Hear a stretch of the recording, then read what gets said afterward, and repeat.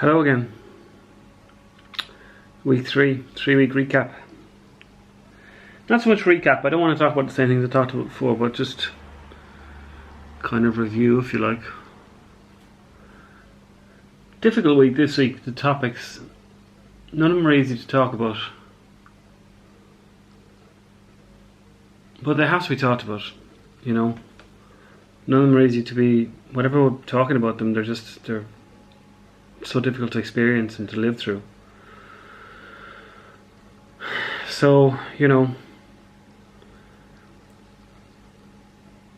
it's hard subject matter, but it's subject matter that needs to be addressed. And if we don't talk about it, then it just goes again as one of these things that, like, we say we should have talked about it, or we should have mentioned it, or... I hope as well, fellas who are watching this, that what's evident is, you know, there's this perception of weakness around talking about topics like these and subjects like this. And I hope what I've shown, or I've tried to show, is you don't have to be weak, you know. You don't have to be... It's not weakness to talk about these subjects in a particular way.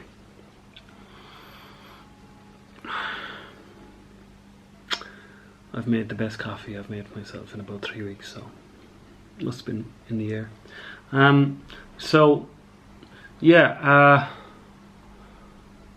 Like, guys, talk to each other, you know. And if you talk to somebody and they poo-poo you and say, I don't want to talk about that shit, let them off. Like, there's a lot of reasons why people don't want to talk about these subjects, and you can't assume that you know what it is, you know. But when the topic comes up, or the subject comes up, you know, you're with your friends in a pub on a Friday, Saturday night, or what have you, Sunday at a match, whatever it is you do, you know, don't be afraid to shy away from them. Don't ever dismiss the subject. Listen to what somebody's trying to tell you.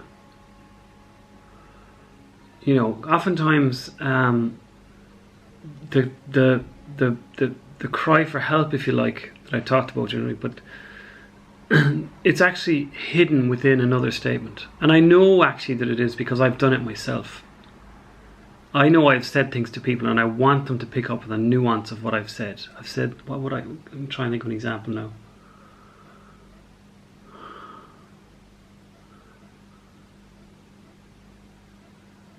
Somebody says to you, like, how's work?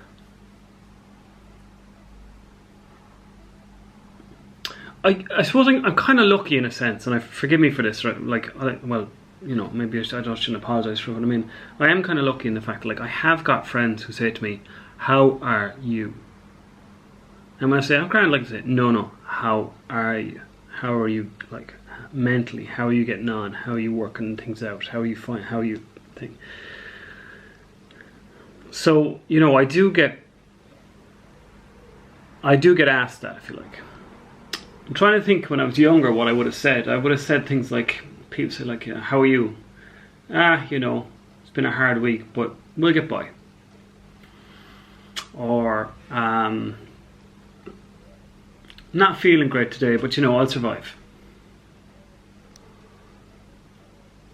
Like that, the secondary part of that statement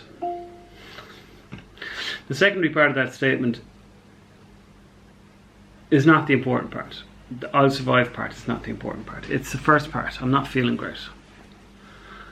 And that's what you have to focus on. You have to find... You got to be listening to what people say. I suppose there's a kind of a flaw in the Irish psyche, that the way we talk to each other is full of vagueness and lack of commitment. I had to explain to a friend of mine from Kildare what era meant. Now, if you don't know what that means, it's when back home where I come from, somebody says to you, how are you getting on? You go, era. And that's accepted as an answer. It's like, era, sure, I'm grand, or era, you know yourself. And it's not saying I'm good, I'm bad, indifferent. It's just kind of, it's an answer without giving an answer. We're brilliant at that in Ireland. We're brilliant at giving answers without giving answers.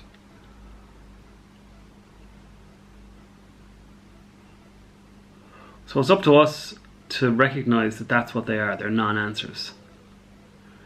And to probe a bit further. we accept that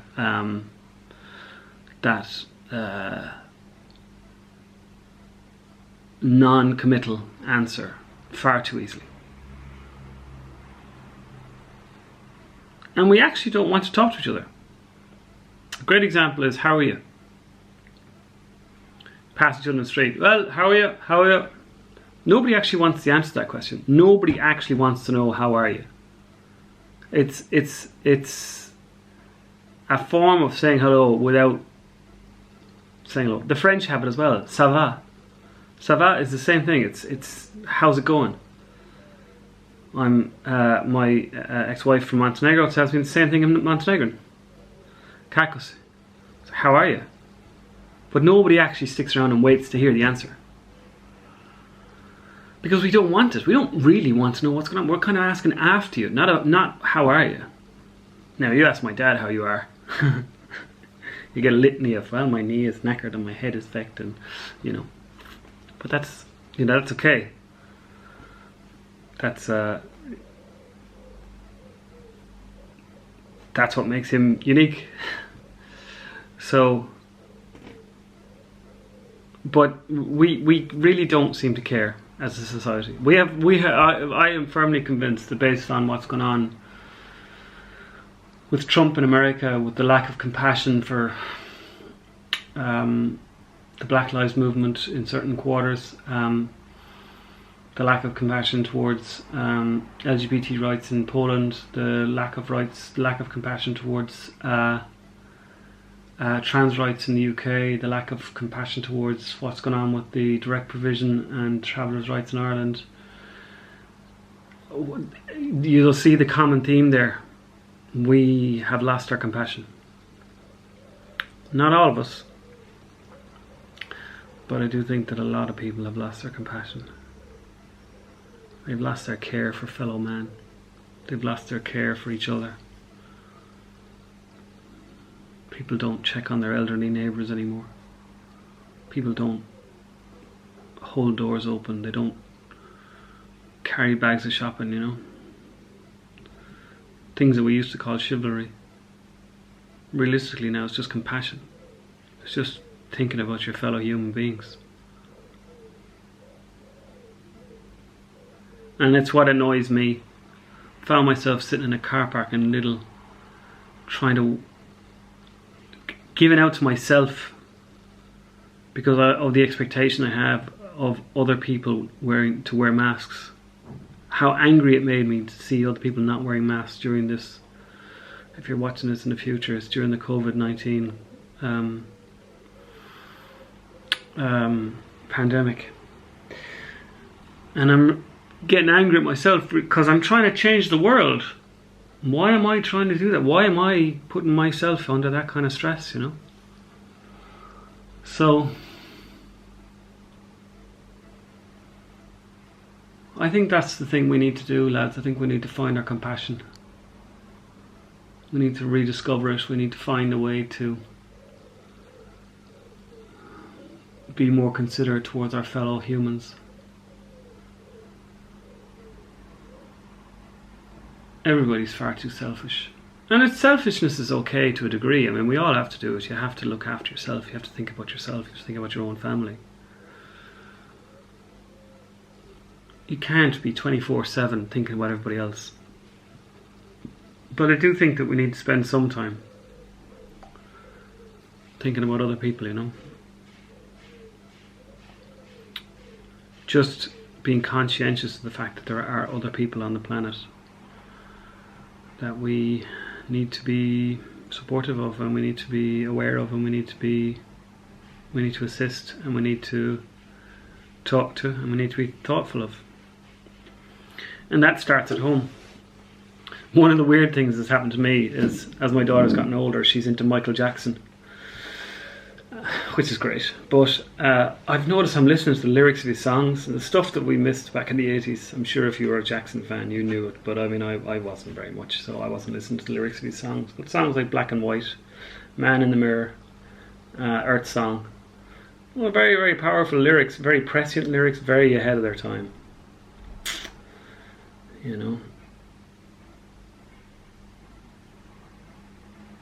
Man in the mirror is a great one, you know. If you want it, I'm starting with the man in the mirror, which is basically saying I'm going to change who I am. I'm going to make myself a better person so that I can help others become better people. And I think sometimes that's what we need to do. We need to be compassionate to ourselves so that we can be compassionate to others. But first of all, we have to start recognizing you see too many people. I don't know about you, but in my life, certainly, I can pick out certainly a handful anyway of people who are just drifting through life. Now, what I mean by that is it's not like they have a good job, car, family, house, kids, that kind of stuff. But it's all autopilot.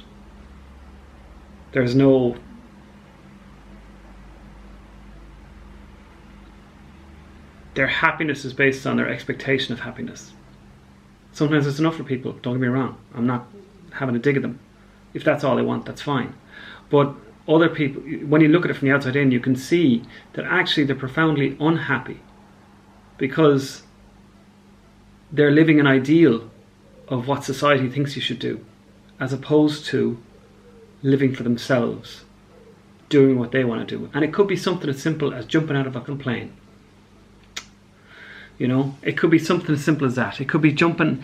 It could be bungee jumping. It could be deep sea diving. It could be rock climbing. It could be hiking in the Himalayas. It could be anything. It's just, you can see the hollowness in their existence. So, but they are happy. Don't get me wrong. They themselves feel happy. So it's not my place to change anybody else's life or existence. But it is my place to be compassionate to other people, to their expectations, their wants, their needs. This is why the whole free speech thing is a bugbear. Because, yes, you have the right to say what you want, what you believe. You have the right to say what you think. But you do not have the right to invalidate the existence of other people, and you do not have the right to dictate how other people live their lives. You can be as racist, as sexist, as bigoted as you like. But when that racism, that sexism and that bigotry affects the lives of other people, it ceases to become free speech. It becomes imposition. So, that's my takeaway from this week, lads. Find your compassion. God knows we need it. Anyway, 4 days left. I'll do another one of these at the end, just to kind of talk about the whole thing. And we'll go again. I can have some more of my lovely coffee. I don't quite know what I'm going to do in the next 4 days. I think you kind of top out with the last one, talking about suicide. But maybe we'll just wind it down, go back over some points, talk about how we can be better humans. Okay, have a great day.